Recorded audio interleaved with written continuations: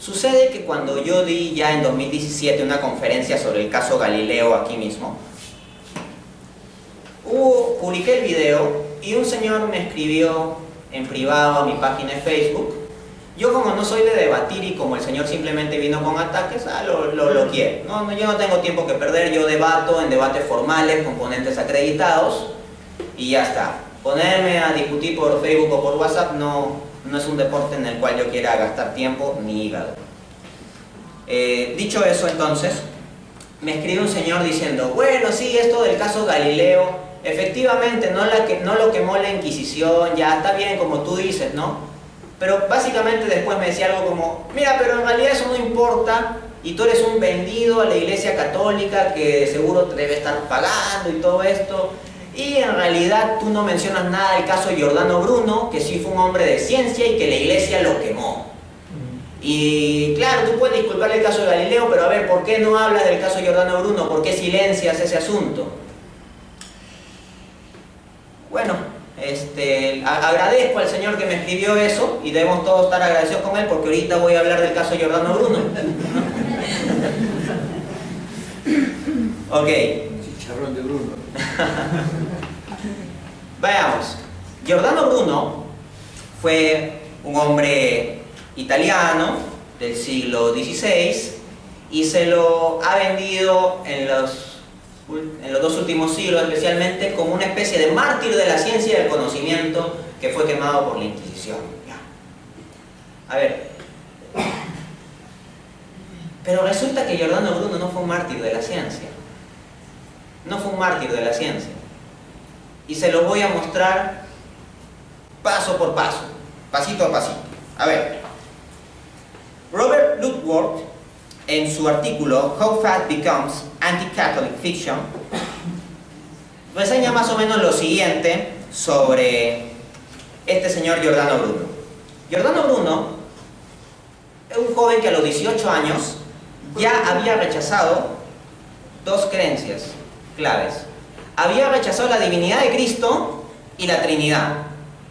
En el contexto del siglo XVI, rechazar la divinidad de Cristo y la Trinidad es cosa muy seria, ¿ya? Pero me entenderás que rechazar la divinidad de Cristo y la Trinidad no es un aporte científico, ¿ya? Ese señor a los 18 años ya había rechazado esas doctrinas. Y rechazando esas doctrinas, ¿sabes qué idea se le ocurrió? Pues mantener esas ideas para sí mismo y ser ordenado sacerdote por la Orden de Predicadores en el año 1572.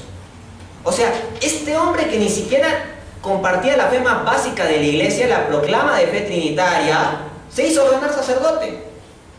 Entonces ahí ya está jugando con fuego, ¿no? Valga la analogía. Con esto no estoy diciendo necesariamente que estuvo bien lo que pasó con él, pero lo que sí es indiscutible, como voy a pasar a mostrar con más detalle, es que no tiene que ver nada con la ciencia este señor. Continúo. Este señor Giordano Bruno tenía una teoría de que Dios creaba infinitos mundos y que Dios dependía del mundo para existir y el mundo dependía de Dios para existir. Entonces rompía con todo el concepto de la filosofía clásica y la teología más básica sobre Dios, porque Dios es un ser absoluto que no depende de la creación para existir.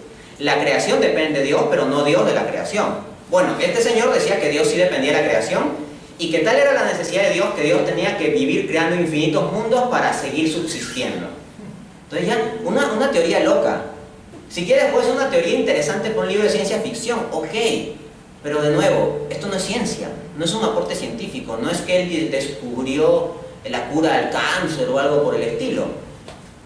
Luego, uno de los compañeros de celda en Venecia resume de la forma siguiente las ideas de Bruno.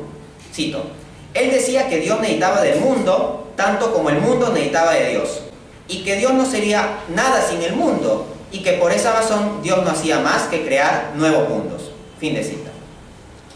Giordano Bruno estuvo en la orden dominicana y como sacerdote falso durante 10 años.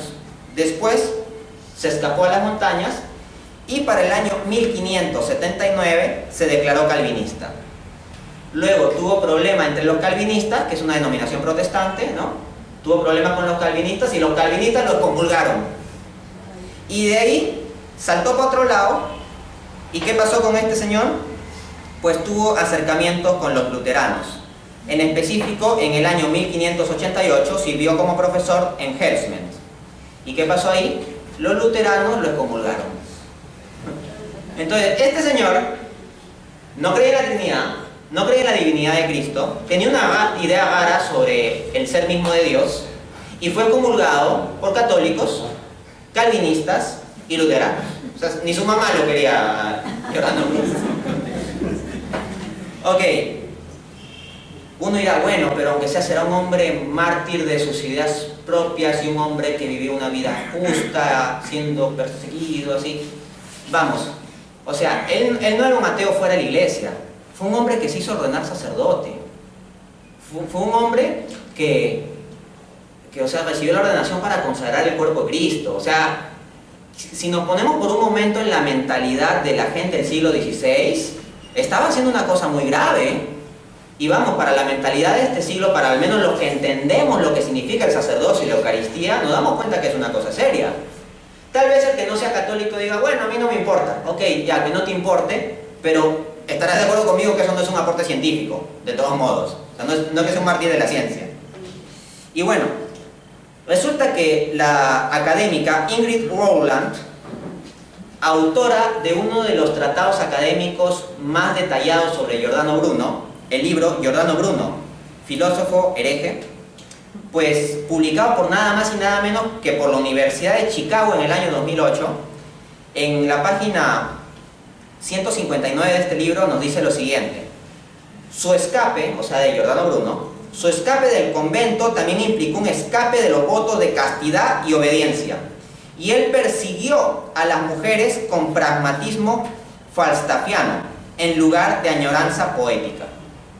¿Y qué es esto de Falstaffiano? Bueno, resulta que en las obras de Shakespeare hay un personaje que es Sir John Falstaff, y es un gordito, alegrón y muy libertino, ¿ya? Entonces, cuando dice que perseguía a las mujeres con pragmatismo falstaffiano, se refiere en un contexto pues medio libertino, ¿no? Entonces, un hombre ordenado sacerdote que rechazaba las creencias más básicas de la cristiandad y que incluso causaba escándalo para luteranos y calvinistas, y que encima vivía una vida escandalosa luego de escaparse, pues vamos, no es que la ciencia haya progresado mucho por causa de eso, ¿no? O sea, no es que eso sea un aporte científico. Pero alguien dirá, bueno, Dante Urbina como sea quiere hacer la interpretación de que ese no es un aporte científico. Pero creo que es obvio que no hay nada de aporte científico ahí.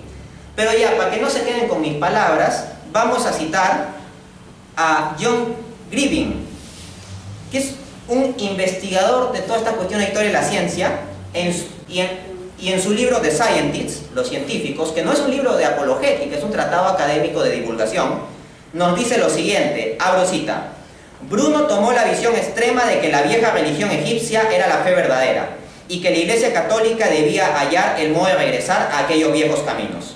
En lugar de ser un mártir de la ciencia, como ocasionalmente se lo presenta, Bruno fue realmente un mártir de la magia. Fin de cita. No lo estoy diciendo yo como apologista católico. Un académico en un libro sobre los científicos a lo largo de la historia nos está diciendo que Giordano Bruno más bien estuvo vinculado a la magia. Giordano Bruno escribió libros sobre temas de magia, practicaba la brujería. Resumamos entonces, ¿quién fue Giordano Bruno? Un mártir de la ciencia que hizo muchos aportes sobre la anatomía humana y el movimiento de los cuerpos celestes y las plantas. No, fue un hombre que no creía las doctrinas cristianas más básicas, se ordenó falsamente sacerdote, abandonó su profesión de sacerdote, vivió de forma escandalosa, estuvo vinculado a temas de brujería, fue excomulgado incluso por luteranos y calvinistas. Entonces, que se opine lo que quieran, pero no es un mártir de la ciencia.